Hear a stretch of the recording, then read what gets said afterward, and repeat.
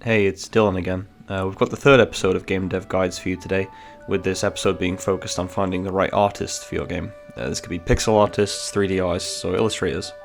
Anyway, our goal here is to give you some pointers on what to look for, what to do, and what to avoid. So, what are some things you should look for in an artist?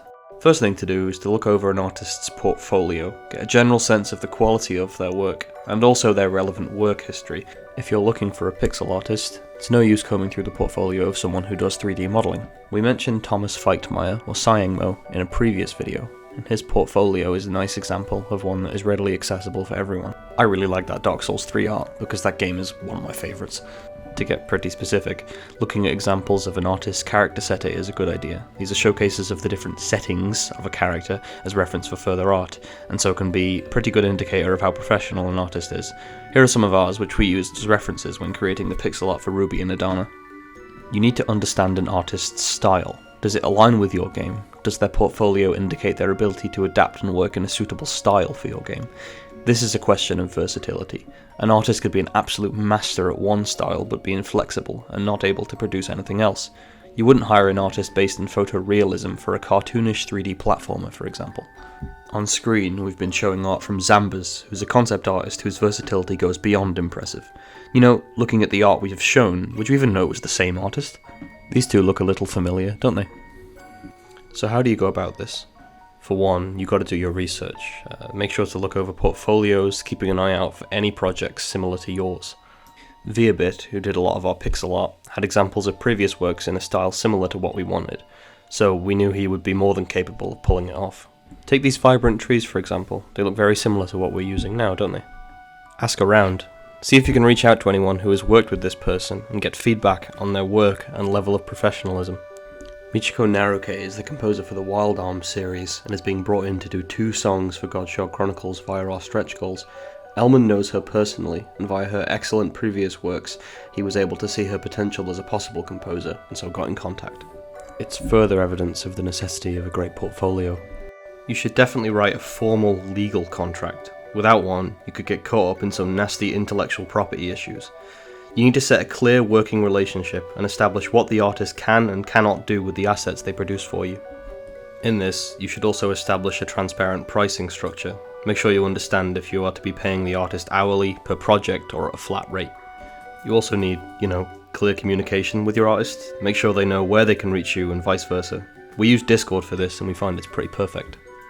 Before making this video, we spoke to Jason Perry, an artist who did a lot of work on the main characters for Shrine's Legacy.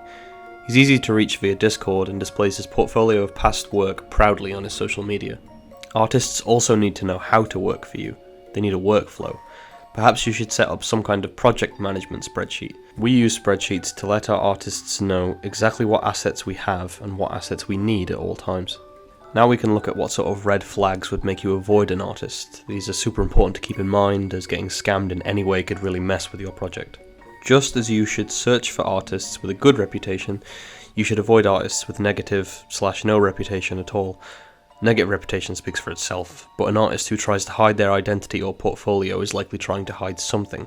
Ask yourself, why would a talented artist looking for work try to hide their previous work from potential customers? As stated, writing up a legal contract is a good idea. An artist refusing to sign your contract can be a very bad sign. That person would be a legal risk to work with.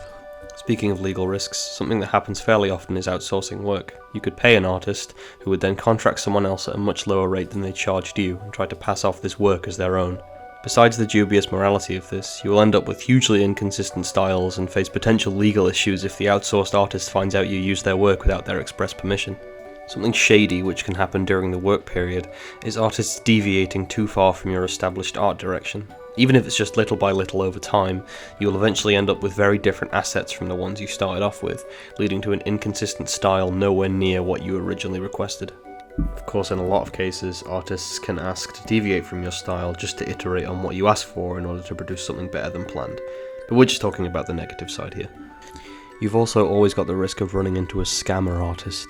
They might ask for half the money up front or all the money up front with the intent of never delivering. Again, you just need to check out someone's portfolio and maybe ask around a bit in regards to their reputation. Of course, I haven't necessarily said it yet, but the inverse is very true. You should definitely pay your artists if they deliver. Another thing you might experience once you start to build a community is art scammers, especially those via Discord. They like to join servers, share stolen or AI-generated art as their own, and generally attempt to coerce you into commissioning them. It's pretty obvious to spot, to be honest. They might try to link their portfolio, I'm doing air quotes right now, which could be a sketchy private profile on Twitter or something. We've had to ban at least half a dozen people like this from our Discord already.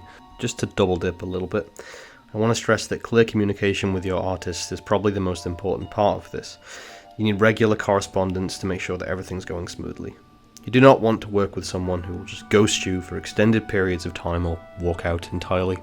Alright, as a recap, you need to spend a lot of time checking over an artist's reputation and portfolio before settling on hiring anyone. You should be proactive in trying to find out more about potential artists. Don't be afraid to speak to them or previous clients. You should keep an eye out for any of these red flags we mentioned, both before and after hiring. If we missed anything on red flags and green flags you can think of, please share them down in the comments. We're going to keep this series running. We've got plans for at least a couple more episodes, so by all means stay tuned. Anyway, that's all for now. See ya.